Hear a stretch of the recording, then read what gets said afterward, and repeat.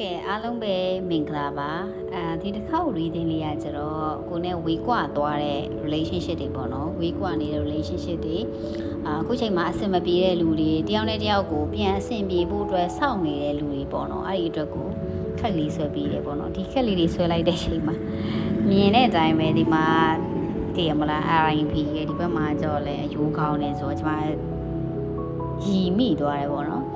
အဲ့တော့ကဲဖြီလေးတွေပြောပြပေးမယ်ဆက်ပေးမယ်ပေါ့နော်အဲ့တော့ကိုဒီနှစ်ယောက်ကပေါ့နော်ကိုရီရဲ့အချစ်ဇလန်ကတော့တဲ့ဒါအရန်ကိုလှပခဲ့တယ်စိတ်အားထက်သန်မှုတွေလည်းရှိခဲ့ကြတယ်ပျော်ရွှင်ရွှင်လေးတွေဖြစ်ခဲ့တယ်ပေါ့နော်ဖြတ်တန်းခဲ့တယ်အဲ့လိုမျိုးနဲ့ဒါစတင်ခဲ့ကြတာပါပဲစာပိုင်းမှာတော့လေလူတွေကအဲ့လိုပဲတယောက်နဲ့တယောက်ကချစ်ကြတယ် cue site ပေးတယ်ဒီလိုပုံစံလေးနဲ့ကိုယ့်ရဲ့ဘဝချစ်ခီလန်ကိုစတင်ခဲ့ကြတာတော့ဖြစ်တယ်အဲ့ဒီကနေပြီးတော့မှပဲဒါကအခုချိန်မှာတော့အဲ့ဒီလိုမျိုးဆက်ဆံရေးတွေကမရှိတော့ဘဲနဲ့အဆုံးသတ်သွားတယ်ပြီးဆုံးသွားတယ်ဆိုတဲ့ဟာလေးကို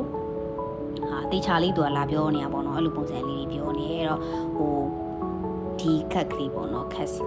အဲ့ဒါလေးကကျတော့ကိုကလေဘလောက်ပဲသိရမလားတက်ကြွမှုတွေရှိခဲ့ပါစေစိတ်အားထက်သန်မှုတွေရှိခဲ့ပါစေကိုရီနှစ်ယောက်ရဲ့ဆက်ဆံရေးကတော့တကယ်တမ်းမှာဒါပြီးဆုံးသွားခဲ့ပါပြီဆိုတဲ့ဟာလေးပြောတယ်တကယ်တမ်းပြီးဆုံးသွားတဲ့အရာကိုကိုယ်တိုင်ကလက်မခံနိုင်သေးတဲ့အနေအထားမှာရှိနေတာပေါ့နော်လက်မခံနိုင်သေးပဲနဲ့ဒီအတိတ်ကအဖြစ်ရတွေကိုငါတို့ပျော်ရွှင်ခဲ့တာတွေရှောက်သွားခဲ့တာအတူတူလေပတ်ခဲ့တာဒါလေးတွေကိုပြန်ပြီးတော့မှသူကပြန်စဉ်းစားနေတာပေါ့နော်ခေါင်းထဲမှာပြန်ပြီးတော့မှထပ်တလဲလဲထပ်ခါတလဲလဲသတိရနေတာစဉ်းစားနေတာဒီလိုပုံစံလေးတွေကိုပြန်တွေးနေတာပေါ့နော်ဒါပေမဲ့လည်းဒီ cycle တစ်ခုကပြီးသွားတယ်ဆိုတဲ့ဟာလေးကိုပြောနေတာပေါ့နော်ကတ်ဆက်ကလေးဖြစ်တဲ့အတွက်ကြောင့်မလို့အဆုံးသတ်သွားတဲ့ဒီကိုယ့်ရဲ့အချစ်ဇလန်လေးတွေကိုပေါ့နော်တိတ်ခွေလေးထဲမှာလေတိတ်ခွေလေးကိုဖွင့်ပြီးနားထောင်သလိုပဲကိုခေါင်းလေးထဲမှာလည်းဒါထပ်တစ်ခါတလဲလဲပြန်ပြီးတော့မှနားထောင်တဲ့ပုံစံမျိုးလေးဖွင့်နေတဲ့ပုံစံမျိုးလေးပေါ့နော်ဒီလိုပုံစံမျိုးလေးကိုတွေးနေတာဖြစ်တယ်ပြီးတော့ကိုရီနှစ်ယောက်စလုံးရဲ့ဆက်ဆံရေးက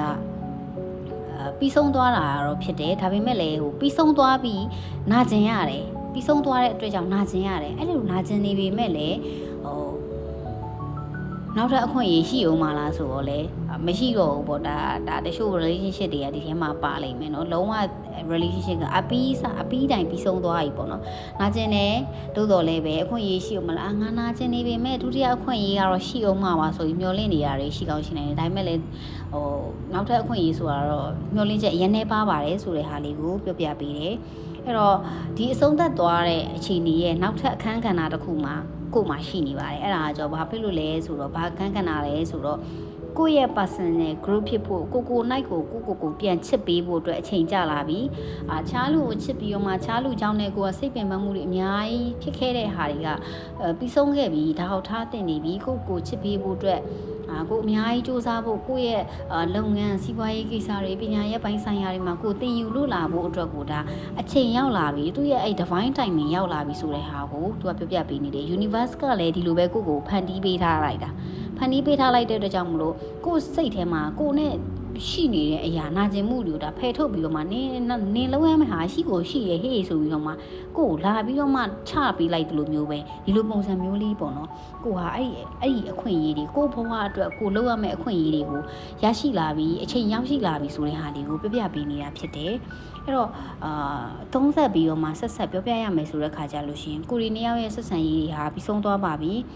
အတိတ်ကအမှတ်ရစရာတွေပျော်ရွှင်စရာတွေဒီ emotion တွေကိုရပ်တန့်ပြီးတော့မှကိုဘဝကိုရှေ့ဆက်ဖို့ကိုပြောင်းလဲဖို့ကိုလှပအောင်နေဖို့ချစ်တတ်အောင်နေဖို့အတွက်ကိုအချိန်တန်ပါပြီဆိုတဲ့ဟာကို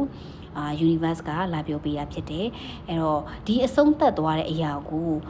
မင်းကလက်ခံနိုင်မှသာကိုယ့်အတွက်လွတ်လပ်မှုတွေရရှိမယ်new beginning တွေအများကြီးကိုစတင်နိုင်မှာပဲဖြစ်တယ်ဆိုတဲ့ဟာလေးကိုပြောပြဒီလိုမျိုးပဲလက်မခံနိုင်သေးပဲနဲ့ဒီအထဲမှာပဲတဝဲလဲရှိနေဦးမယ်ဆိုရင်တော့ပိတ်မိနေမိအောင်မှာပဲဖြစ်တယ်ဆိုတဲ့ဟာလေးကိုလာပြောပြပေးရဖြစ်ပါတယ်ကျေးဇူးတင်ပါတယ်